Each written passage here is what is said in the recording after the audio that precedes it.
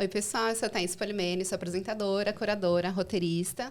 Sou uma mulher branca, tenho cabelo liso, comprido, castanho, tenho franja, tô com um brinco, eu sempre esqueço o brinco. Aí eu tenho que tocar prateado com duas argolas, tipo, duas correntes, assim. E eu tô com um vestido preto com uma estampa de lua e estrela. Também tenho uma xuxinha no braço direito e tenho umas tatuagens pequenas no braço. E aqui a gente vai entrevistar o Edson Natali. Mas, do meu lado, eu tô com a Brenda, que a gente vai entrevistar juntas, porque a Brenda é super conhecedora de música.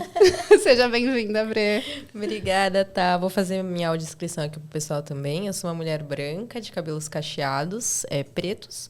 Tô com um lenço amarelo e um brinco amarelo, combinando com lenço. Tô usando uma blusa amarela, eu gosto de combinar as cores. Maravilha. Uma blusa amarela de botões e um blazer preto. E aí, Natália, se você puder fazer essa descrição pra gente também. Bom, eu acabei de falar, né, brincando, que eu tenho um disco chamado Calvo com Sobrepeso, é a minha descrição. Parece. Eu uso óculos, tô com uma camiseta verde, tenho barba, uma barba mezzo branca, mezzo grisalha, vai. E tem uma tatuagem no braço esquerdo. Eu acho que é isso. É isso. E a gente estava falando da tatuagem, que tem a ver com essa família, né? Você é descendente de egípcios. Gente, nunca conheci Sim, ninguém. Minha mãe nasceu no Cairo, mas ela veio muito cedo para o Brasil por causa no fim da Segunda Guerra, né? Chegou aqui com 9 anos só com meu avô. E essa questão da cultura egípcia, ela veio... Tanto é que eu fiz um disco, né? O meu disco mais recente chama-se A Egípcia e o Mecânico, que é uma homenagem aos meus pais. Minha mãe é egípcia e meu pai é mecânico. Que é como eu os caracterizava quando, né, era aluno na escola, que era criancinha, e a professora já falava assim, olha, o que seus pais fazem? E as pessoas, né, todo mundo falava. E eu falava que minha mãe era egípcia e meu pai era mecânico. Maravilhoso. E eu fiquei super curiosa sobre o nome desse álbum, você sabia? Eu falei, gente, mas o que significa? Eu fico com vontade de escutar por causa do nome. Muito legal ter É essa uma homenagem. informação. Na verdade, não tem uma música dedicada a eles, mas eu achei legal o nome, né? É um nome um pouco... Não sei, ele remete... Pode ser uma peça, pode ser um texto, pode ser uma coisa surrealista, mas no fundo eles são vivos, né? Meu pai está com 91, minha mãe 86. Uau. Inclusive, saindo daqui, eu vou para lá, para Indaiatuba, onde eles moram. Que delícia. Então, foi um jeito de homenagear. Bom, vocês já perceberam que o Edson Natali é músico, né? Mas além de músico, é também produtor, gestor, comunicador, autor. E é autor de um livro assim que foi essencial na minha vida profissional como produtora cultural, que é o Guia Brasileiro de Produção Cultural, que começou como Guia Brasileiro de Produção Musical. Isso. E foi uma necessidade, né, que você sentiu quando você começou na carreira musical? Porque a gente está falando de 1993, né? A primeira edição do Guia saiu em 94. Uau!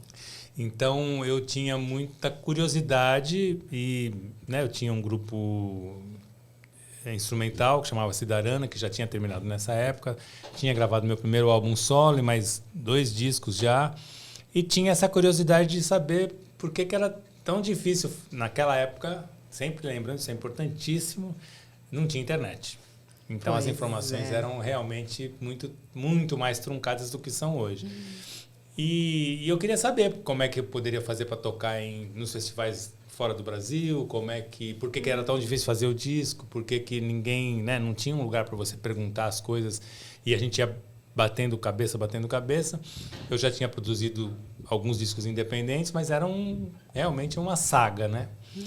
E aí eu tive um clique que eu acho que foi uma coisa muito simples, mas muito importante na minha vida, que eu percebi que as perguntas que eu tinha, muitas pessoas tinham.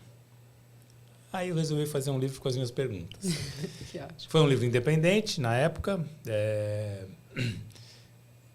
E ele continua assim, eu fui buscar consultores, porque os temas da produção cultural são muitos e muitos e muitos. E aí eu fui buscar, comecei a chamar essas pessoas de consultores e consultoras. E aí no primeiro, você chamou os consultores? E aí direito autoral, etc. Né? Não tinha financiamento ainda, pelo menos naquela edição. Mas direito autoral, produção, planejamento, etc. E como era uma época pré-internet, o guia saiu durante umas 5 edições, com metade, uma parte reflexiva informativa e uma parte endereços, né? Do Brasil inteiro, assim, estúdios em Araçatuba, escola de música em Araçatuba, escola de balé, escola de...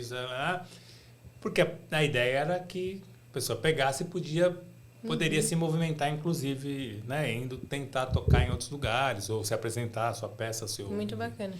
Nossa, depois, quando a internet chegou, não tinha o mínimo sentido continuar com o endereço, né? E aí ele foi adquirindo a forma de hoje. E também, acho que a partir da 4ª edição, eu e Cris Olivieri, que é minha sócia no guia até hoje, ela se incorporou e a gente virou sócio nesse projeto. E então nós somos organizadores até hoje. Chegamos à 9ª edição no ano passado. E assim, pelo Sesc, né? Faz umas 4 edições que é pelo Sesc, mas o Sesc ele tem uma importância muito grande no guia, porque quando eu lancei em 94 o primeiro, independente, o Sesc comprou 50 exemplares para distribuição para suas unidades no interior. Eu achei chiquérrimo. Puxa vida, o Sesc se interessou, que maravilha. E depois, a partir da 2ª edição, o Sesc comprava 1000 exemplares do guia. Então, com essa compra, eu conseguia fazer mais 1000. Então, eu vivi durante um tempo, né, como músico instrumentista, como compositor, vendendo os guias, esses 1000. Tinha algumas livrarias que vendia, mas eu vendia também andando pelo Brasil, tal, fazendo coisas por aí, né?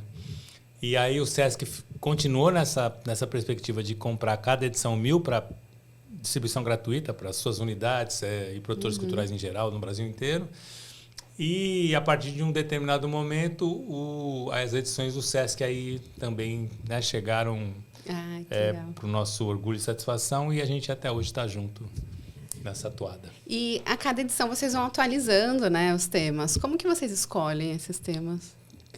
Tem temas que a gente atualiza, digamos, quase que nem atualiza, entre aspas. Direito autoral, por exemplo, a não ser que esteja uma mudança na questão, né, específica, que é toda... que é jurídica, né? Agora, por exemplo, a gente continua antenado nas nossas próprias dúvidas e nas perguntas, né? Então, por exemplo, nessas edições mais recentes, NFT era uma coisa que não existia, pelo menos na nossa cabeça, né? Aí veio. Então, tem temas que... E assim, o guia, ele com o tempo, ele também passou a ser a disponibilizar um conteúdo reflexivo. Então, a gente vai muito atrás de entrevistas, de textos, etc., né? Principalmente nessa última edição, que é nessa mais recente edição, que foi lançada ano passado, que a gente considerou... Que era uma edição que era para ter saído em 2020. Aí veio a pandemia, né? A gente recolheu e... A gente achou que, para lançar o guia, aspas, da mesma maneira de sempre, não faria sentido, porque a gente tinha passado por algo extraordinário na vida humana, né? Pelo menos na nossa, né, existência, nas nossas existências. Então, a gente resolveu fazer uma primeira parte bem reflexiva, com textos, HQs, ilustrações, poemas, de umas 22 pessoas. Tem um texto meu, tem um texto da Cris Olivieri, tem Jamil Chad, tem Eliakim Rufino, um poeta lá de Roraima. Enfim, tem uma série de textos para a gente um pouco refletir a respeito do que... A perspectiva que a gente pediu para as pessoas era que fosse alguma coisa, claro, com todo os entrelaçamentos daqueles momentos pandêmicos, mas que fosse também uma perspectiva de olhar para o futuro com... Esperança? Com esperança, mas com aprendizados possíveis daquele momento, né? Então, são textos, não é nada poliana, assim, no sentido de, olha, tá tudo lindo, maravilhoso. Vai melhorar, o ser humano vai melhorar. Tem textos coloridos pra caramba, mas nessa perspectiva de, olha, vamos que esse é o mundo que temos e que onde estamos, né? E aí vem todo a outra parte, né? A gente é um projeto que dá muita satisfação, muito retorno em termos de conexão, ele foi sendo adotado por algumas universidades em curso de produção cultural que não existia à época que ele foi lançado. Que bacana. Então, ele tem uma caminhada interessante. Assim. O legal é que não é só para quem está começando, né? Para quem já está na área e quer se atualizar. Eu tenho uma história engraçada de como que eu conheci esse livro, né? Porque a gente já se conhece há algum tempo. Onde vocês se conheceram, falando nisso? Aí a gente se conheceu no Auditório Ibirapuera, que foi onde o Natália trabalhou como gerente de... Gerente coordenador, né? Eu era gerente de música do Itaú Cultural. E aí teve um chamamento público, o Itaú Cultural venceu esse chamamento para gerir o Auditório Ibirapuera. E como eu era o responsável pela música na instituição, eu acabei assumindo também a gerência e a coordenação do Auditório Ibirapuera e da Escola de Música, onde conheci Brenda. Eu estudei lá, então foi um prazer imenso estar te entrevistando aqui. Está sendo um prazer imenso. E foi muito engraçado, porque eu tinha essas dúvidas também, né? Me formei lá no auditório e falei, tá, mas e aí?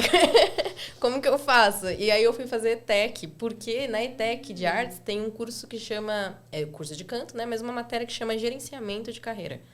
E nessa matéria a gente aprende isso de direitos conexos, direitos autorais, etc. E aí fiz essa matéria, já fiquei mais interessada na área de produção, que é onde eu estou trabalhando hoje em dia também. E aí fui fazer a EMESP. E na EMESP, eles tinham uma caixinha de livros que eles falam, esse aqui vocês podem pegar e tal. Aí eu achei guia de produção cultural brasileira. Aí eu falei, ai, que massa, mas tava lendo, tá? Falei, muito bom. Tá? Aí deixei na minha estante. Aí depois, a segunda vez que eu peguei pra ler, é Edson Natália. Eu falei, depois mas você gente... foi ver. E aí eu achei super sensacional. Inclusive, deviam ter incluído isso na grade do auditório. Ia ser maravilhoso. Mas não podia, né? Porque não podia. Outras coisas. Mas é uma referência, né? Sim, porque eu tive as mesmas dúvidas que você, né? E aí fui consultar com quem? Com você.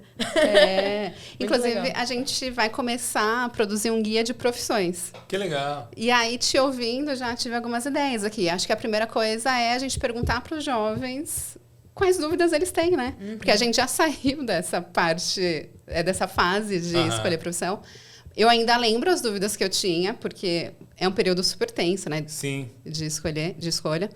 E aí, eu acho que hoje em dia, né? Quais são as dúvidas que os jovens têm para escolher uma profissão? Porque acho que são outras, né? Sim, e tem essa coisa, né? Quando é um processo relativamente simples, mas ele é muito poderoso quando você olha e você fala assim, cara, as perguntas que eu tenho, um monte de gente tem, você de uma certa maneira, você vai se formando a partir do que você não sabe. Né? Perfeito. Eu acho que isso é muito interessante pra gente pensar, sabe? Porque, no fundo, de uma certa maneira, a gente vai se formando a partir do que não sabe mesmo, né? Porque a gente vai buscar essa informação, né? Sim. E eu acho que é uma coisa tão simples, mas para mim a vida foi tão complexo, chegar a essa conclusão, tão complexo não, mas tão importante, né? Que eu sempre falo que a gente tem que valorizar o que a gente não sabe, porque o que a gente não sabe leva a gente para frente às vezes, né? Nossa, amei isso. Com né? certeza. E conta pra gente sobre o seu trabalho no Itaú Cultural, no Auditório Ibirapuera, na escola. Bom, em 2001, em 2000, o Itaú Cultural lançou o edital do Rumos Música. E aí eu fui convidado para ser o curador, na época tinha isso, curador para o estado de São Paulo. O Brasil foi dividido em 10 regiões e tal. E o Benjamin Taube, que na época, grande, querido amigo, me convidou para ser o responsável pela curadoria do estado. Ele coordenava, pensou e coordenou todo o projeto pelo Brasil todo e chamou algumas pessoas para fazerem essa curadoria com um grupo de 3, eram 2 curadores assistentes e um curador. Eu era o curador de São Paulo. Depois desse período, prestando serviço lá nesse departamento, né, nesse quesito, houve um processo de seleção, porque o Benjamin era consultor da área de música, né, da instituição como um todo, Mas o núcleo de música em si não tinha um gerente. Naquela época eram 5 ou 6 gerências, mas não tinha um gerente de música. E aí eu entrei nesse processo seletivo, fui selecionado e entrei como gerente de música já, né? E fiquei 22 anos e pouco.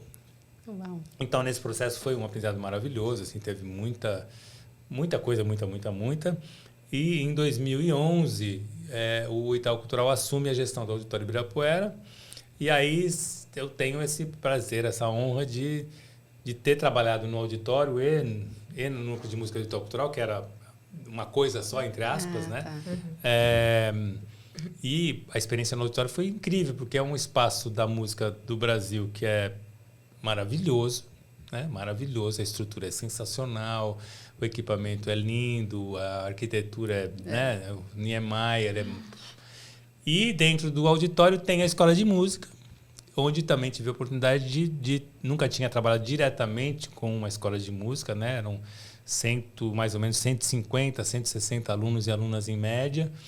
É um processo muito rico de convivência diária, né? Com pessoas, com a Brenda, que eu conheci acho que com uns 14, 15 anos.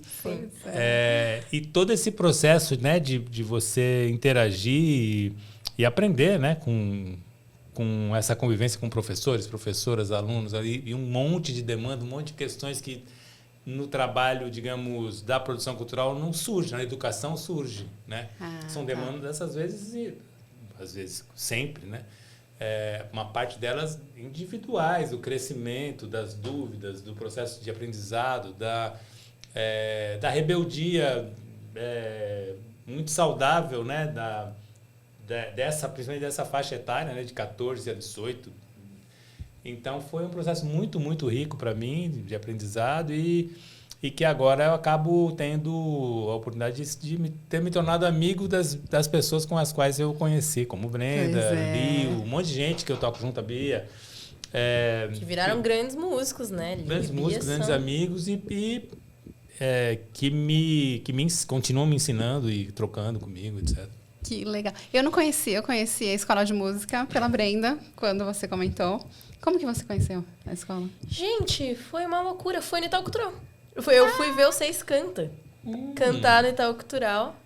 Na verdade, foi uma confluência de fatores, assim. Porque eu fui ver o Seis Canta, mas antes disso, eu tinha tido um namoradinho no 9º ano que estudava clarinete no auditório. O que é muito difícil, né? Por causa que a gente se conheceu na escola pública lá na Zona Leste.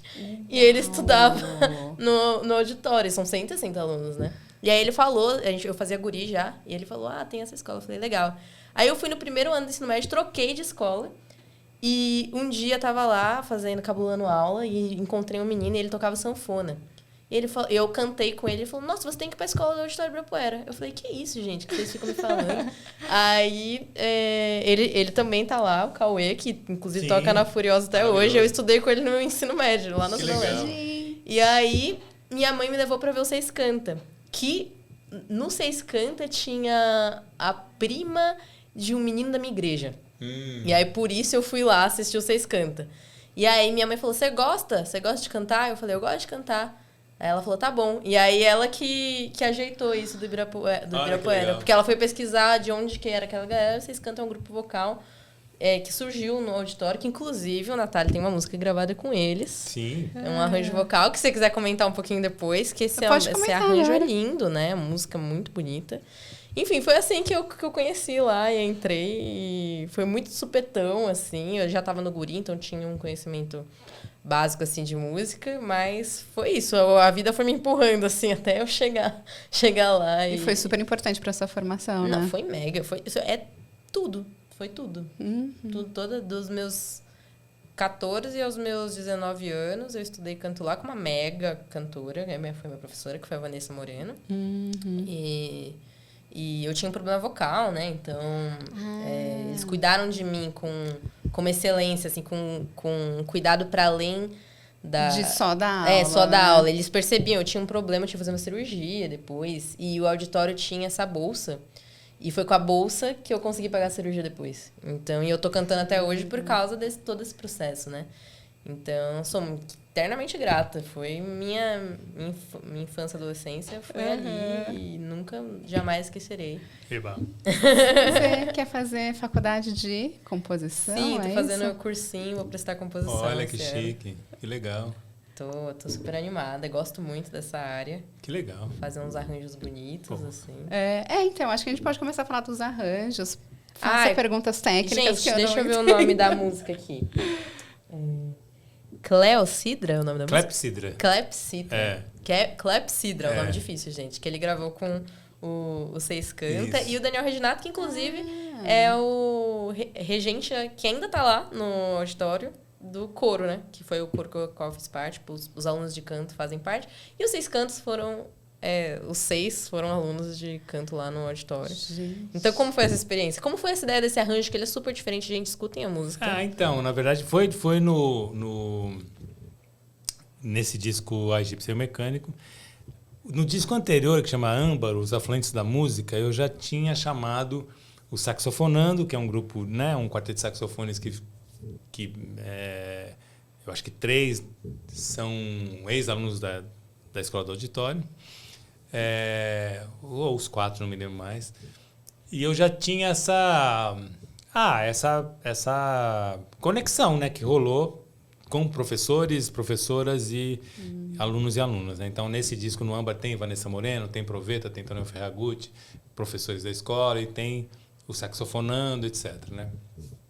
No A Egípcio Mecânico, eu quis ampliar essa conexão mesmo, né? Para mim é uma questão que me faz bem estar com essas pessoas com as quais eu convivi, que de uma certa maneira eu conheci muito jovens. E para mim é um prazer estar junto, né? E trabalhando e tal. Aí conversei com o Daniel Reginato, né? Conversei com o Seis Canta também. O Daniel é um arranjador, regente maravilhoso, é uma pessoa que tem, né, uma habilidade, né, uma coisa com a voz assim que é muito impressionante, sempre me impressionou, vendo ele dar aula lá, etc. Então sempre falei, pô, um dia ainda vou fazer alguma coisa com esse cara, né? Ele tem um grupo vocal, inclusive, né, que é o Sim. Canto Mas Não Presto. Que Lindíssimo. máximo É nome. maravilhoso. E aí convidei para fazer na verdade foram 2 ou 3 arranjos que ele fez para, acho que 2, para esse disco, né, Egípcio Mecânico. E um deles para essa música Clepsidra, que é uma música a capela que eles cantam. E é uma letra muito especial para mim, porque a minha primeira produção artística, assim, quando eu estava agronomia, eu não me formei, mas eu fiz agronomia. Olha só, que Uau. plot twist. Eu fiz uma... Muito. Eu fiz uma... Primeira coisa que eu fiz foi um pôster, uma foto que eu fiz com uma frase, e uma amiga minha, designer, Cristina Cunha, fez lá a direção de arte para a gente fazer um pôster, e eu vendi esse pôster. Isso eu estou falando de 1982, mais ou menos. Então, fiz acho que 500 pôsteres e saí vendendo. E eu não sei por que eu fiz esse pôster, mas eu fiz. Achava lindo, até hoje eu acho lindo o pôster.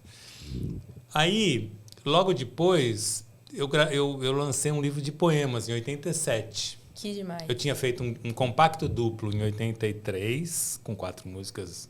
Compacto duplo, não sei se o pessoal sabe o que é, né? Vamos explicar para os jovens. É um vinilzinho com 4 faixas, pequenininho assim, como se fosse um EP, vai. Mas é um vinil pequenininho com 4 faixas, né? Lancei em 83 e em 87 fiz esse livro com um professor lá de Taubaté, Afonso Celso de Medeiros, poeta. E a gente se conheceu, ele já compunha com um grande amigo meu também, o Toninho Matos, lá que é compositor em Taubaté. E a gente fez esse livro. Metade poemas meus, metade poemas dele. Na metade dele tem essa Clepsidra, que é uma letra, que o Toninho fez a música. E eu sempre amei essa música. Durante a pandemia, quando a gente, né, saía de casa todo, né, com máscara, eu ia passar com meu cachorro, não sei o quê, eu percebi que eu estava assoviando essa música com uma certa frequência. E aí eu estava já com essa história de gravar o disco, né? A Egípcio Mecânico e tal. É um disco que foi feito nessa época da pandemia. Muitas músicas foram compostas naquele momento, né? E aí me deu um estalo, falei assim, cara, e se eu gravasse, né? Aí comecei a pensar, pô, e o Daniel, isso aqui. Então, aí é essa a história resumida. Então, olha, Clepsidra. gente, De isso muito começou tempo em atrás. 82. Não, e a letra é muito doida, porque aqui não dá para ver no disco, né? Mas no livro dá. Tem um nome isso, eu não vou saber dizer nem explicar exatamente, mas o formato do poema é como uma ampulheta. Ele começa a frase mais longa aqui, ele vai diminuindo, aí quando ele chega aqui na menor, ele vai abrindo de novo. Então tem uma doideira, assim, gráfica, uma poesia né? concreta, assim. Graficamente no livro tem uma coisa, assim, né? Que bacana. Então, não dá para passar isso para pro digital, para letra ali, mas é uma coisa, é uma música que eu tenho muito carinho. Assim. E você mencionou o Amber, Os Afluentes da Música. Gente, quando eu ouvi esse disco, lançou em 2020, né? Foi? 2020, é. E aí eu lembro que eu fiquei assim, boca aberta, com a costura sonora que tem. Que os arranjos são muito diferentes um dos outros, né? Mas Sim. todas as músicas são afluentes de algo, afluente do futuro e tudo mais. Como que foi essa inspiração para compor esse álbum, né? Porque eu achei ele diferente de tudo que eu já tinha ouvido, assim. Ele nasceu de um jeito meio diferente. Né? Ele é diferente, né? Faz sentido o nascimento. Porque eu estava fazendo uma pós lá no Itaú Cultural de curadoria, gestão participativa, uma coisa que era a turma zero. Nós, né, na época, os gerentes do Itaú Cultural, nós somos a turma zero desse curso de pós, né? Que era um curso bastante... Então, professores maravilhosos, Tigará Santana, o Lourenço Mutarelli, o Christian Duncan, um monte de gente. Que máximo, Aí, amo. No primeira aula, a gente vai ter que ter um trabalho de conclusão de curso. Eu falei assim, cara, falei para mim, eu vou fazer um disco. Não sei como vai ser, mas vou fazer um disco, né? Olha só. Né? E aí eu comecei todas as aulas foram aulas realmente muito legais. A gente teve aula lá na Maré. Enfim, foi um processo muito bonito e intenso. E aí eu comecei a chegar à conclusão que eu queria fazer um disco nesse processo todo. Fiquei pensando, aí você extrapola o curso, né, e fica tomado pela ideia, né? Um disco que tratasse a música como um grande rio que percorre o mundo. O grande rio da música que percorre o mundo. Né? Todo mundo sabe que os rios têm seus afluentes. Tem a nascente, que vai juntando, que isso, que aquilo. Um afluente deságua no rio X, que vai desaguar no mar. Isso. E eu fiquei com essa história na cabeça. Então, duas conclusões, duas premissas que eu tive que conduziram o lance do disco. A primeira era que existem milhares de afluentes, eu precisava escolher alguns, né? Então, acho que afluente do futuro, afluente das diferenças, afluente das festas, afluente dos lugares, afluente das palavras. São 7 faixas, eu não vou me lembrar de todas. E que os músicos que eu convidei, naquela hora que eu convidaria, eu tinha feito um texto a respeito dessa ideia de que é o grande rio da música, e eu considerei cada músico como uma nascente que nascia, né, um veio d'água que nasce. A gente passeando pelo campo, a gente vê nascente às vezes, né? E ela nasce ali e pronto, né? Aí ela vai se juntando, e tudo que a gente já falou sobre os rios, né? Então, quando eu convidava o músico, eu tô falando um disco assim, assado, queria te convidar para gravar numa faixa assim, as músicas eu compus no violão, né? Então já tinha o violão a princípio em todas as faixas, e só numa delas que foi uma parceria que eu fiz com o Maurício Pereira e com o Sérgio Vaz. E aí chamava o músico, ou a música, né? E aí a ideia era assim, tipo, mas, Natália, o que é que você pensa na música? Eu não penso nada. O que eu penso é a gente conversar sobre essa questão da nascente, etc, etc. E eu estou te chamando como uma nascente. Então, eu não vou te dar nenhuma referência musical a não ser a sua própria interpretação do que você quer fazer nesse processo, né? Porque eu quero você. Por isso ficou tão diferente uma das outras. Então, em nenhum momento eu cheguei no estúdio sabendo que o convidado ou a convidada faria. Era uma coisa assim, muito livre. Mas eu vou te mandar para... Não, eu não quero receber. Eu quero que você... E isso foi se somando, né? Tem um texto meu numa das músicas que a Luz Ribeiro declamou, cantou, etc. E foi muito intenso isso, porque a maneira como ela colocou aquele texto, o texto ganhou quilômetros de interesse, de beleza, de poesia, né? Foi um processo muito rico, assim. Foi muito doido, porque era isso. Não tinha referência musical, e sim interpretar cada convidado, convidada como uma nascente que estaria... É claro que algumas músicas, por exemplo, teve música que que ela já estava ali numa fase de construção, se não me engano, na participação do saxofonando, tinha um arranjo escrito pelo Proveta, né? Mas mesmo o arranjo eu só fui conhecer lá, eu não tive essa... acesso. O saxofonando, então, eles tiveram uma orientação que foi o próprio arranjo, mas o arranjo em si não foi discutido no sentido, olha, eu penso assim, penso assado e tal. Muito bacana, eu jamais imaginaria que foi esse um processo bem doido. Muito Por isso que eles chamaram o âmbar, os afluentes da música. Muito bacana. E você tem essa coisa com a música instrumental muito forte, né? A maioria das suas composições, dos seus 12 álbuns, são composições instrumentais, né? Na Egípcia e o Mecânico e no Calvo com Sobrepeso, você trabalha bastante canções mesmo, né? Me conta, como que é essa relação de fazer música instrumental e música com letra? Como que muda isso pra você? E qual que é a sua preferência? Tem uma preferência? Não tenho preferência. O que eu acho que é interessante, por exemplo, eu sou... A minha formação é muito irregular, né? Eu não leio música, não escrevo. Eu tenho essas dificuldades, né? Então, eu sempre comecei a fazer música como um quebra-cabeça, assim. Eu vou montando as coisas e elas, de uma certa maneira, elas vão acontecendo, pelo menos na minha cabeça, e vão indo, né?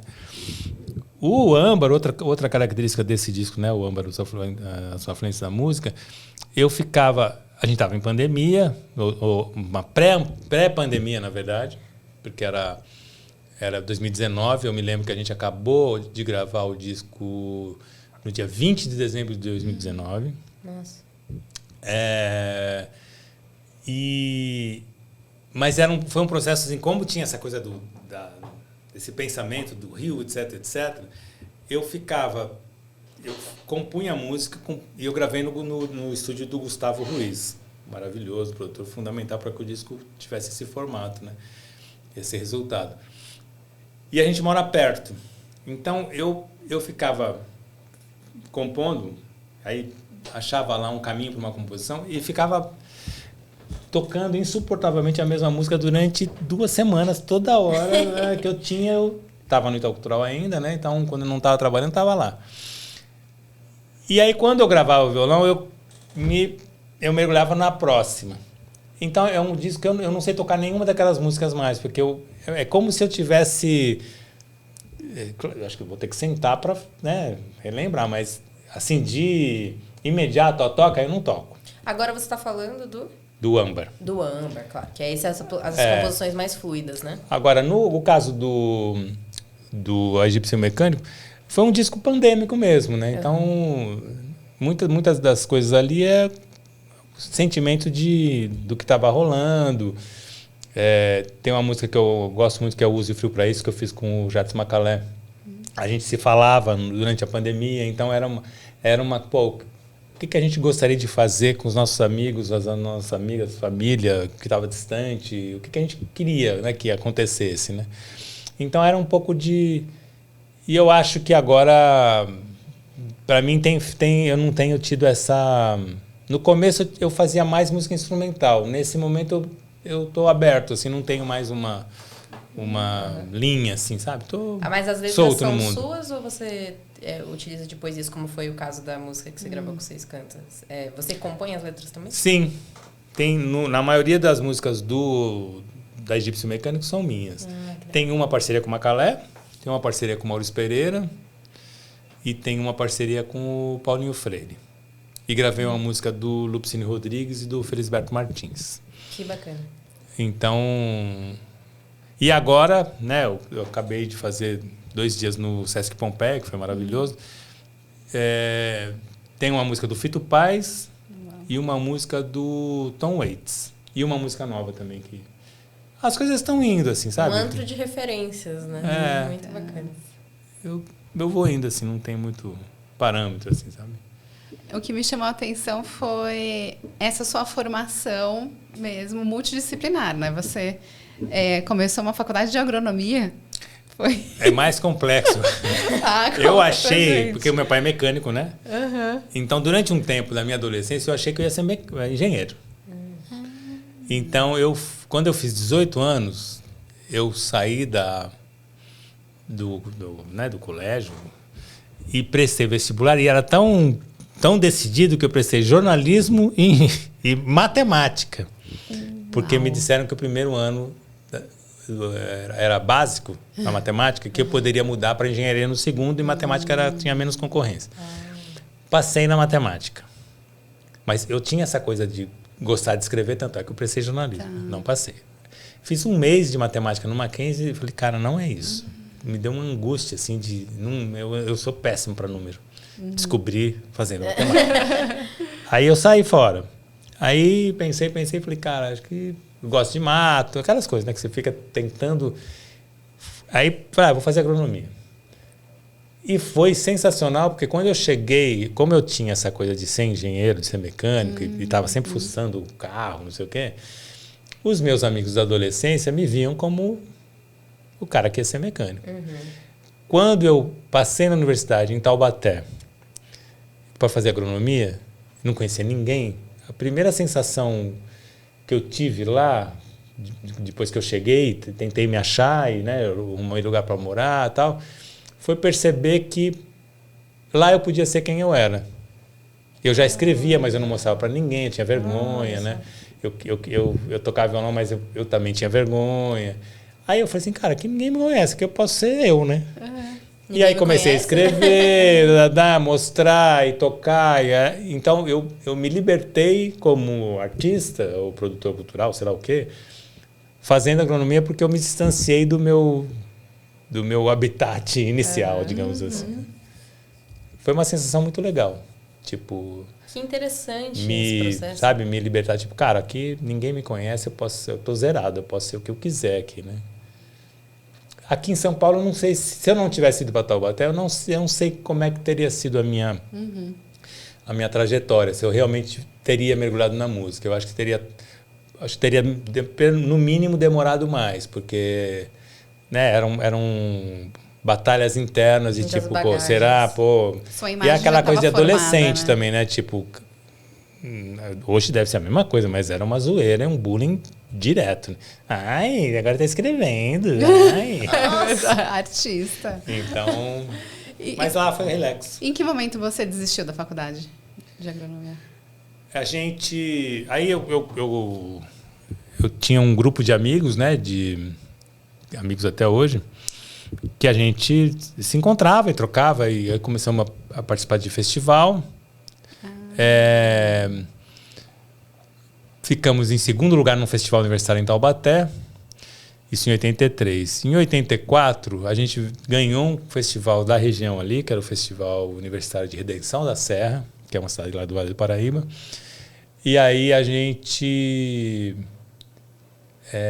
classificou 3 músicas para a final do Festival de Música do Mackenzie.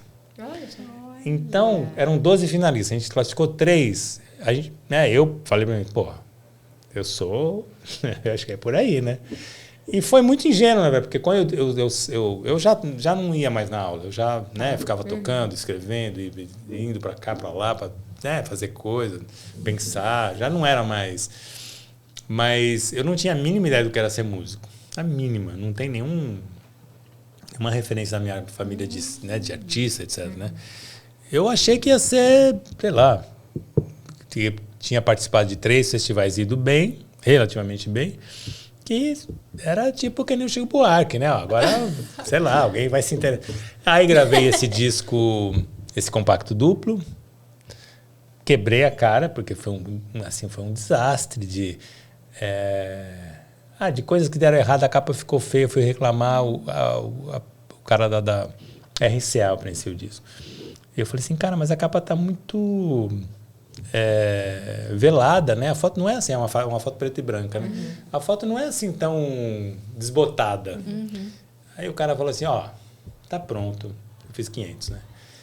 Você tem 500, ou você leva, ou você não leva. Tipo assim, não enche o saco. Então aí também veio a perspectiva depois de, pô, por que é tão difícil? Aí veio o guia e tal, né? Todas essas coisas foram se alinhando na minha cabeça, né? Mas aí eu me lembro que eu fui trabalhar com produção cultural, como assistente de produção do Fred Rossi, da Fred Rossi Produções, que é um querido amigo até hoje, mas que era, na época, o produtor, o empresário do Toquinho, do Vinícius, de um monte de gente assim, né? E aí eu tinha uma amiga minha que conhecia ele, cantora, a Lauren, que gravou inclusive no meu primeiro disco solo, no Nina Maica. E aí eu comecei a trabalhar de assistente de produção. Comprava sanduíche para os músicos, ia liberar o ECAD, distribuía cartaz na rua, colava cartaz nas lojas. Naquela época tinha essa coisa de colar cartaz na Rua Augusta, nos bares da Vila Madalena, né? E aí eu trabalhei com muita gente nesse sentido, né? De estar a serviço mesmo. Precisa comprar sanduíche. Mas ele fazia a programação do extinto Maxud Plaza, do 150 Night Club. Então, eu acabei trabalhando com... que fizeram temporada lá, o Jorge Benjor, João Bosco, Arthur Moreira Lima, Toquinho, MPB4, Francis Haime, e uma galera. E aí eu fui olhando e, né, é assim, não faz... Você vai olhando, vai conversando, gente, às vezes que te dava bola, gente que não te dava a mínima, mas muita gente me deu muitos toques que eu levo comigo até hoje. E eu me lembro de um músico maravilhoso, instrumentista que faleceu muito precocemente, Marco Antônio Araújo, mineiro. E o Marco estava fazendo uma turnê de música instrumental, era muito raro. Acho que até hoje é raro fazer uma turnê de música instrumental, né? Você sabe que eu gosto muito. Eu bato carteira, tem algumas bandas específicas, tipo Bexiga 70, Numa de Orquestra. Sim. Bato carteira no show deles. E é muito engraçado. São é maravilhoso, né? Bandas instrumentais 100%. E aí o Marco Antônio me perguntou, tipo assim, eu dei o disco pra ele, né, esse compacto. E aí eu falei, olha, Marco, eu gravei meu disco. Ele falou assim, legal, e agora você vai fazer o quê? Você vai lançar onde? Aí eu olhei assim e falei, pô, não pensei nisso. Aí ele me deu uma bronca. Eu falei, cara, como é que você faz um disco e blá, blá, blá, blá, blá. Mas era meu nível de ingenuidade era esse, sabe? E aí as coisas foram acontecendo e foi... Mas foi ótimo, porque gerou os frutos que é o guia de produção, Ótimo. Todas as dúvidas, uma ingenuidade que sanou muitas perguntas de muitas pessoas, né? Através do livro. Nossa, maravilhoso. E tem mais alguma pergunta sobre arranjos? Tem uma pergunta que que você já trabalhou com muitos músicos importantíssimos. Aproveita, eu coloquei aqui a Nausete, grande, né? Ana Karina Sebastião, que é uma baita baixista, Sim. né? E essas parcerias musicais foram firmadas através do seu trabalho como gerente de música, contato com o pessoal do auditório e tal. Eu queria perguntar se tem alguma parceria que você mantém, assim, intimamente até hoje, que é uma pessoa que te ajuda sempre nas suas composições? Quem que são suas inspirações? Eu fiquei com essa curiosidade, ouvindo de onde vem essa sonoridade. Olha, eu acho que eu tenho uma característica de gostar de gente. Eu gosto das pessoas, assim, de estar com as pessoas. Então, tem essa afinidade de sempre chamar pessoas que eu gosto de estar perto. Mais do que, de uma certa maneira, mais do que... haja um certo virtuosismo, etc, etc, né? Então, se for uma coisa muito... Não pode fazer isso, não pode falar aquilo. Eu um pouco, né? Nos meus discos, eu gosto de estar conversando que nem a gente está aqui agora e tal, né? Então, tem muita gente que tá junto, que eu procuro e que eu converso. Às vezes fico um tempo sem conversar e aí volta. E tem gente que eu conheço hoje e já fico com essa afinidade e tal, né? Mas, por exemplo, o Alex Braga, que é violinista, que é meu compadre, padrinho do meu filho mais velho, que a gente se conheceu por causa desse primeiro compacto duplo. Quem fez os arranjos e a regimentação foi o Carioca na época. Então eu conheci o Alex com ele no estúdio, assim, esse aqui é o violinista que vai gravar com você, opa, tudo bem e tal. E a gente ficou muito amigo e é irmão até hoje. Então é um cara que sempre, dos 12 discos que eu gravei, ele só não está em um. O resto estamos juntos, né? Agora, tem um monte de gente que, né, que de repente chega até mais recentemente, né? Como, sei lá, com quem que eu gravei pela primeira vez. Sei lá, o próprio Seis Canta, a galera do auditório, né? Que eu pretendo chamar muitas vezes porque eu tenho ideias de continuar fazendo coisas, né? Então, eu tenho essa curiosidade de também de testar, de apostar que aquela relação vai resultar numa musicalidade diferente que eu nunca tenha feito, por exemplo, né? Então, fico fuçando essas coisas, assim. Agora, eu ouço muita coisa e, ultimamente, eu tenho ouvido muita música do Oriente, assim, muita música árabe, muita música do Irã. É uma sonoridade e uma cultura que me interessa, né? O Nina Maica tem esse quê, né, do oriental, né? Então, eu acho que até por essa questão, né, da minha mãe ser egípcia, não sei o quê, eu sempre tive uma tendência a ficar, né, nessa... E isso foi se aprofundando de uma certa maneira, sabe? Claro. Essa história, né? Então, eu tenho ouvido e ouço, sei lá, ouço o que chega para mim, eu ouço. Algumas coisas eu ouço mais vezes, algumas coisas eu ouço menos, não porque me interessa menos, mas porque às vezes a música é um pouco mais densa para você, né? Você vai fruir ela de outra maneira, né? E tem coisas que eu fico ouvindo no carro 200 vezes. Então, por exemplo, essa música do Fito Paz, que eu fiz uma versão nessas duas apresentações do Pompeia e do Itaú Cultural ano passado, foi uma música que eu ouvi uma vez. Eu estava indo para Indaiatuba ver meus pais e eu não lembro nem como é que essa música chegou no meu... Porque não era que eu vou ouvir Fito... Não, ela apareceu ali. Eu fico lá fuçando, vendo lista, né? Se a Brenda tiver lá uma playlist, eu vou ouvir, de repente tá na playlist dela, que me remete para outra. Cheguei nessa música aí, que eu não conhecia, apesar de ser uma música que já tem mais de 30 anos. Eu ouvi a música de São Paulo a Indaiatuba sem parar. Eu super faço isso. Você cara, também? chapei. Eu gosto do negócio, coloco. Eu tava assim com Happy End do Tom Zé. Eu ouvi essa música, eu acho que umas 500 vezes. Então, e aí você fica... Você vai descobrindo, né? E aquilo vai entrando em você de outro jeito também, né? Porque é alguma coisa... A mesma coisa com a música do Tom Waits, com a versão do Carlos Careca, que eu também fiz no... Fiquei ouvindo. E aí chega uma hora que... isso não significa que necessariamente ela vá constar em algum repertório. No caso dessas duas, elas acabaram entrando. Mas são coisas que te batem de certas maneiras, que é quase como se você não tivesse possibilidade de reagir. Né? Porque entra em você e é como se aquilo fosse você. Você fala, caramba, eu não consigo mais não ouvir. E fica chato às vezes, né? Porque eu ouvi tanto que eu falei assim, cara, não aguento mais, vou ouvir de novo. Porque, né, você começa a querer entender a letra, cantar junto, não sei o quê, sozinho no carro. Foi assim.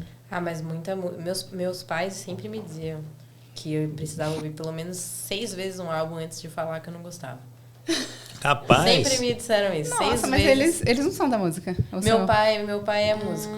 Mas é assim, música amador, né? Mas já teve banda. Gosta Pô, muito. legais eles, né? Porque sua mãe também teve essa inserção de te colocar na escola, né? Sim, super apoiaram. Pô. E aí é isso, eu sigo isso como regra. 6 vezes. Muito bem. Aí, se eu não gostei depois de 6, eu falo, então é isso. Eu realmente não curti. Mas muitas vezes a opinião muda. Muitas músicas eu falei, nossa, que é isso? E é a primeira vez. Aí na terceira vez eu falo, Aí na sexta vez, não, realmente isso aqui é muito bom. É muito doido, né? É muito doido. Você assimilar o processo de assimilação do som. E vocês têm uma tendência a ouvir mais música antiga, mais música nova, ou mistura? Como que é pra vocês eu misturo, dois, assim? né? Na verdade, assim, essa pergunta é muito doida, porque meu pai tá com 91. Tá. Às vezes, sei lá, morre alguém com 82 e ele fala assim, nossa, mas morreu novo, né? Ótimo. Então, eu tô com 62. Então, na verdade, a mesma perspectiva. Quando você fala assim, coisas mais antigas ou mais... essa coisa da antiga, por exemplo, o Clube da Esquina, pra mim, Não é ontem antigo, eu tava ouvindo né? de novo. Então, eu não consigo entender aquilo como antigo. Né? Para uma geração de agora, aquilo, anos 70. Né? Mas, né, feito esse adendo... Eu não tenho preconceito. Eu aprendi, inclusive, também trabalhando como no Itaú Cultural, principalmente como um dos responsáveis pela curadoria de música da programação, tanto do auditório quanto da sala Itaú Cultural. Logo no começo, isso lá quando eu entrei em 2000 e pouco, vai ter programação. No começo era toda sexta, sábado e domingo de música. Durante mais de ano foi isso.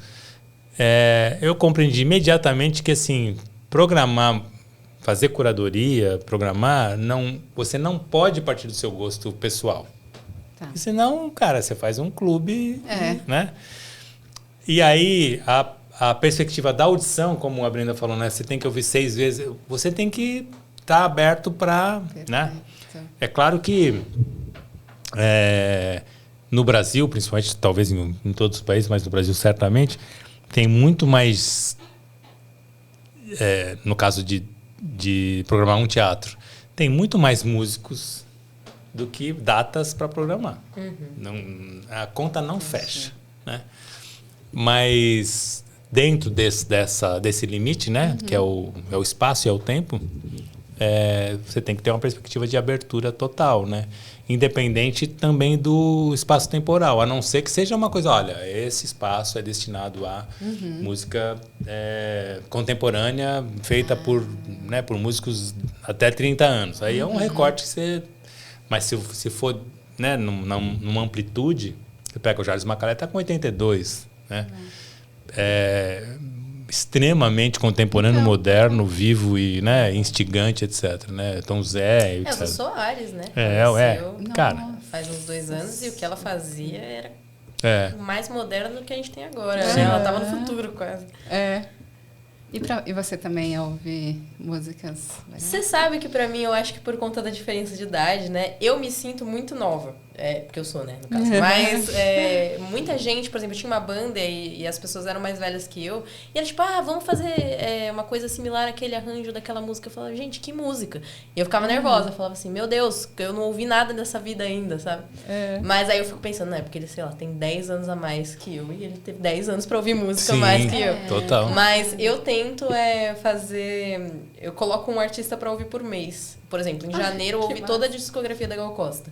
Olha que legal. Aí, pra eu poder assimilar. Eu acho que eu tento acelerar esse processo de assimilação de música, porque eu acho que na música a referência é tudo, né? Se você não tem referência musical, você não pode fazer, você não pode reproduzir, né? Porque o seu som são as suas referências somado à sua identidade, né? Então, eu tento fazer esse processo ativo de escuta musical.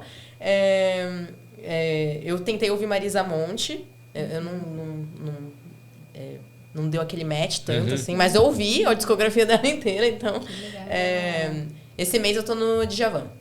ouvi na discografia do Djavan inteira. Então eu tento fazer essa escuta ativa porque, como eu sou nova, tem essa questão, né? Então é um jeito diferente de escutar música e acaba que é um estudo também, né? Ouvir música é estudar. Sim, né? total. Você ter uma escuta ativa de música. Claro que tem momentos que eu tô escutando música só ouvindo e aí pinta uma coisa, quero ouvir, não sei... Ana Vitória, também acontece, sabe? Mas, no geral, a minha escuta você tá pegando as referências. Parte dessas referências. E a internet te ajudou muito, né? Porque imagina se não tivesse as plataformas, você ia ter que comprar. Não, meu pai me contava que ele ia na Galeria do Rock comprar um disco e ele encomendar 3 semanas antes. Sim. E aí eu acho que é por isso que ele fala das 6 vezes, que senão ia ser dinheiro gasto à toa, né? Não, eu lembro que eu comprava disco da Quarupi. O disco chegava pelo correio, mas você tinha que ir buscar na agência, porque era um pacotão, assim, né? E eu lembro, eu ia a pé, eu morava na Moca, eu ia a pé da minha casa até a Rua da Moca, ali onde tinha uma agência do correio, e voltava, sabe, manuseando o disco, assim, tipo, olha, quem tocou, não sei o quê, meu, com aquela sede de ouvir quando chegasse em casa e tal. Era um processo bem legal, essa coisa da expectativa também, sabe, o que tem aqui dentro, né? Hoje é mais fácil, tem suas vantagens. Mas não tem essa perder um pouco desse romantismo, mas você tem um mundo, né, inteiro à tua, aspas, disposição. Também desde que vocês tenham o ímpeto de procurar, porque essa coisa, não, você tem uma... Cara, se você não sabe o que procurar, você não vai achar. Você fica perdido, né? E essa é uma pergunta que eu tenho, porque vira e mexe, eu ouço algumas pessoas falarem, não se fazem mais músicos como antigamente, não se fazem mais compositores como antigamente. Como a gente responde educadamente essas pessoas?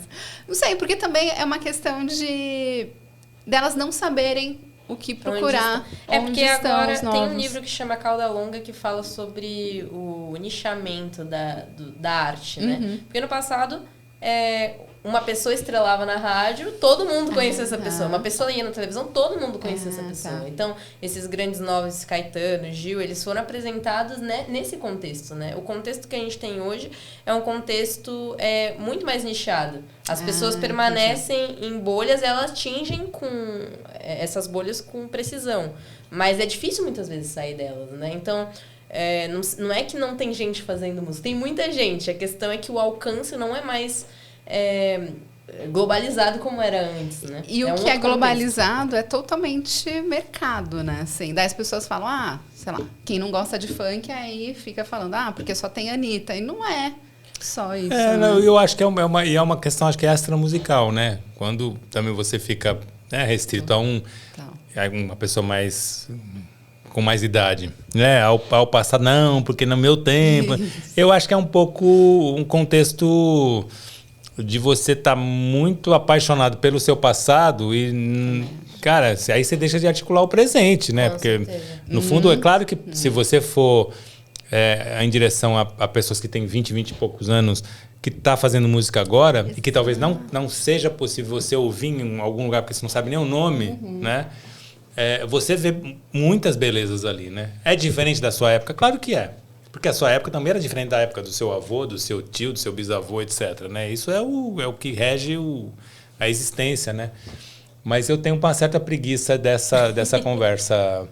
No meu tempo isso, no meu tempo aquilo. Como se tudo que fosse muito bom tivesse acabado quando essa pessoa deixou de ser jovem, sabe? É legal realmente a gente perguntar em qual momento virou o seu tempo, né? Porque... o tempo antigo virou o seu tempo. Porque o seu tempo... porque o seu tempo continua. Eu acho um jeito muito interessante de driblar essas questões você acompanhar, por exemplo, casas de cultura como Itaú, que fornecem shows gratuitos, com uma curadoria muito bacana, e muitas vezes você não conhece e fala, mesmo assim eu vou lá, hoje é meu dia de experimentar algo novo, né? Centros culturais, a Vila Itororó, que fica ali, inclusive, pertinho do Itaú, tem sempre apresentações de artistas muito bons da nova geração. Por exemplo, o JP vai lá corriqueiramente. E é de graça, então é só você ir lá. Eu acho que esse preciosismo, porque realmente o streaming ele deixa tudo muito simples, né? Antes eu acho que tinha o ritualístico do vinil, que eu não vivia essa parte, mas ouço muito ser contado. E eu acho que pra mim o show é um pouco isso. Tem esse ritual, eu me preparo, eu me arrumo, eu caminho até a música. É verdade. Eu sento pra apreciar o som. Eu tô entregue ali como plateia àquele artista que tá me proporcionando essa música. E muitas vezes uma música que eu não conheço, né? Então eu acho que um jeito de conhecer coisas novas e manter vivo esse ritual, essa expectativa, esse amor, né? E é ir em shows e ir ver a música ao vivo, né? Que tem uma diferença, né? É inexplicável. Isso facilita para quem mora em grandes centros, né? Mas para quem mora no interior, é tão difícil, né? Ainda a gente está começando a descentralizar, né? Eu acho que SESCs, pelo menos em São Paulo, são lugares que dão essa oportunidade, né? Mas tem lugares no interior que são bem que não chega a música ao vivo, né? Não chega a música ao vivo. Mas eu acho que a galera dá seus pulos, né? Eu recentemente estive em Pardinho, por exemplo, lá em Botucatu. Primeiro que a produção local é muito viva e rica. Exato. Né?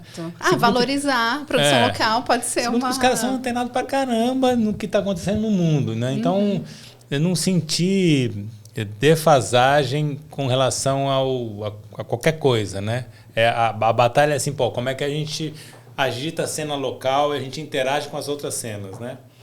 Mas, claro, tem suas dificuldades extras, né? Do que a gente está acostumado com São Paulo, que se a gente quiser ir num show hoje, a gente vai encontrar mais ideias. Né? Mas existem também festivais que alcançam lugares. Por exemplo, tem o Festival de Jazz de Piracicaba, que eu fiquei com muita vontade de ir, mas não fui porque era longe, mas tá lá, né? Que legal. Eu recentemente fui no meio do ano passado no Festival de Música de Paranapiacaba também. Que legal. Muito interessante, os artistas muito legais, todos do local mesmo, da cidade. E sons diferentes, novos, e comida, e o ambiente. Então, acontecem também. É porque eu acho que a gente de São Paulo é um pouco mal acostumado, né? Com essa cultura efervescente 24 horas, né? Sim. É quase como se fosse um tempo do streaming, né? Se a gente quiser subir em algum lugar, vai ter um lugar pra gente ouvir música e vai pagar barato muitas vezes, ou dependendo do lugar, sabe? Tipo, às vezes a gente consegue até achar o artista específico que a gente quer no dia que a gente quer, então... Eu acho que tem essa coisa de São Paulo ter esse fervo muito grande, né? Mas isso não significa que não acontecem também em outros lugares, né? Eu acho que assim, primeiro tem que ter interesse, né, da pessoa. Não adianta ficar falando que tem que ter na minha época também. assim, tá, então vamos buscar, né? Conversa com quem é jovem, pergunta o que tá ouvindo. Uma vez eu fiz uma playlist, porque eu estava num grupo, todo mundo falando isso, porque na minha época, né? Falei, vou fazer uma playlist, então, com uma galera jovem que tem umas músicas muito legais. Aí mandei, ninguém falou nada. E ninguém mencionou mais nada, assim, sabe? Ninguém voltou nesse assunto. Eu achei ótimo, pelo menos. Né? Pelo menos. Coloquei uma sementinha lá. Recentemente entrevistou o João Catan aqui, que é um artista novo, que eu ouvi o álbum dele, achei sensacional, muito bem produzido, super brasileiro. Claro.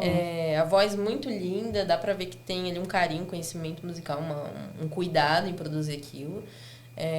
Tão bom quanto grandes nomes. É que essas músicas também eu acho que os grandes nomes, as músicas de Caetano, a voz de Elis, elas caem também num lugar um pouco nostálgico, total, né? Sim. Eu acho que às vezes não é a música, né? É a pessoa que tá... Porque assim, pode ser, olha, é a roupa que se usa, é o que se fala, é a gíria, é isso, é aquilo. Nada tá bom hoje. No fundo, é quase a pessoa não está bem aqui, neste momento, né? Eu não digo, e também não estou querendo dizer com isso que tudo neste tempo nosso é uma maravilha, não é, né? Mas ficar preso a alguma coisa que já existiu e você não conseguir sair dela, eu acho que é muito ruim, né? Independente da música, né? É ruim porque você não consegue interagir com o tempo que você está vivendo, né? Independente da idade que você tem. A gente citou artistas aqui que interagem com o tempo presente, né? Caetano, Tom Zé, Macalé, que já passaram dos 80, Paulinho da Viola, e que não tem esse discurso.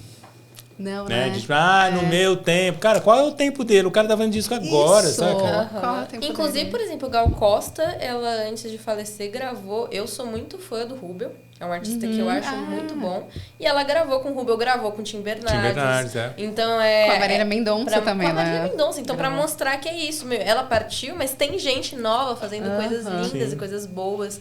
E coisas que vão ser estudadas posteriormente. Claro. Sabe?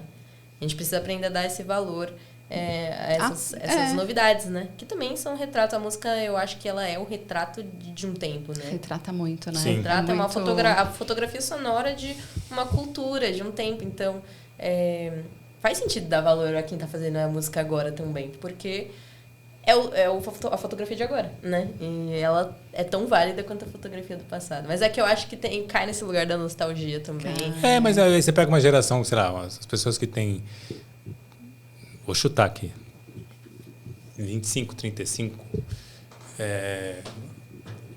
O Tim Bernardes, por exemplo, é algo que... né, um artista que representa, que fala sobre esse tempo da maneira que as pessoas entendem que é... Enfim, tem uma conexão do agora, né? É difícil você querer impor... Não, mas olha, na minha época tinha... Não sei, o Tim Bernardes ser legal não inviabiliza a outra pessoa também ser. Né? Parece que é uma disputa de mas no meu tempo parece que é uma disputa de olha, eu vivi num tempo melhor que o seu, sabe? Sendo que se as pessoas estão dialogando, as pessoas estão vivas e estão vivendo agora, né? Sim, então eu acho meio esquisito. Super. É super estranho. Mas chegamos ao final. Oh. Eu tenho uma dúvida. Quando você vai preencher uma ficha de hotel, o que você coloca no cargo? Sei lá. Profissão. Nossa, é verdade, né? Porque além de tudo, você escreve para criança também, gente, que a gente não falou Olha disso. só. Às vezes eu coloco produtor cultural, às vezes eu coloco mais músico. geral, assim. Artista ou não? Não, eu coloco produtor cultural porque daí também, né, dá para ampliar a conversa a partir dali, né? E eu às vezes coloco músico, mas geralmente produtor cultural, quando é para a não ser que seja uma coisa específica, estou indo viajar para um festival de música, aí coloco música. Mas no geral, produtor cultural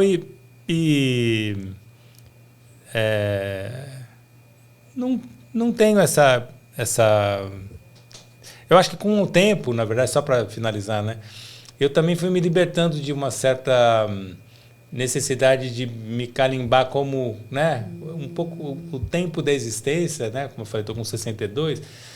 Ele vai te dando certas liberdades com você mesmo. Eu não estou dizendo que, olha, mas por que não fez isso antes? É porque não... mesmo quando eu estava no Itaú Cultural, algumas coisas eu não fazia lá, porque eu, de uma certa maneira, também representava uma instituição. Tinha coisas que na minha vida pessoal eu evitava fazer, porque podia rebater, blá, blá, blá. Mas o que se consolida na trajetória, pelo menos, né, das pessoas que eu conheço, é que com o tempo você vai afirmando a sua liberdade. Cara, eu sou cantor? Não sou. Canto? Porque, no fundo, se eu não cantar as minhas músicas, ninguém vai cantar. Falam muito isso, né? De que, às vezes, a gente se define através da profissão, né? E isso é uma coisa nociva, né? Que a gente tem que se destituir disso e enxergar quem a gente é para além dessa profissão, né?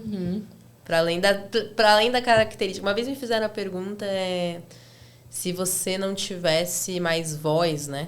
Tipo, o que você faria se não pudesse cantar mais? O que você faria? Eu lembro que me baqueou, eu fiquei assim, meu Deus. Mas hoje em dia eu acho que eu falaria, sei lá, artes plásticas, escrever. Aí se eu não tivesse mão, outras coisas, ouviria. Se não tivesse audição, eu acho que é interessante ir pensando nessas camadas, né? Até você chegar no âmago. Aí você vai se libertando porque não tem... Mas estou indo, assim, estou escrevendo mais um livro, A Música no Brasil que Você Toca vai ter um segundo volume, estou lançando esse livro, estou pensando coisas, assim, sabe? Estou fazendo consultoria, enfim. Leremos e ouviremos tudo que você lançar também. Muito obrigado. E quem quiser comprar o Guia Brasileiro de Produção Cultural, como que faz? O guia está à venda no portal do Sesc, né, na loja virtual do Sesc. Pelo meu Instagram também pode, @EdsonNatali, Natali com E. A Música no Brasil que Você Toca também no Instagram. Ótimo. Tem em alguns lugares por aí, mas é uma produção independente e eu tenho feito muito essa coisa de ir até as pessoas. Tenho lançado esse livro andando mesmo, né? Tenho ido para muitos lugares. Agora, em abril, devo ir para Cuiabá, Campo Grande, Goiânia e Brasília para lançar. Que legal! Máximo. Olha, então, pessoal. Olha, conta pra gente o que você escreveu na ficha do hotel. Não é? Tem que ser produtor cultural por causa do livro. É verdade. Ou pode ser escritor. Autor. Exatamente. Várias Mas muito possibilidades. bacana. Nossa, um prazer imenso. Pô, Adorei. eu que agradeço. Muito obrigado. Adorei. Ai, amei. Ainda mais vou levar essa Natália. caneca para casa. Pronto. Pois é, olha Nunca só. vai esquecer da gente. Sensacional. Pessoal, obrigada também por vocês terem assistido. A gente também tá no Instagram. Eu sou Thaís Polimene, também no Instagram, TikTok. Brenda. Eu sou Brenda Umbelino no Instagram, como @Brenda Umbelino. Valeu pra todo mundo. Muito obrigada, Natália. Obrigado. Obrigada. Até mais. Valeu.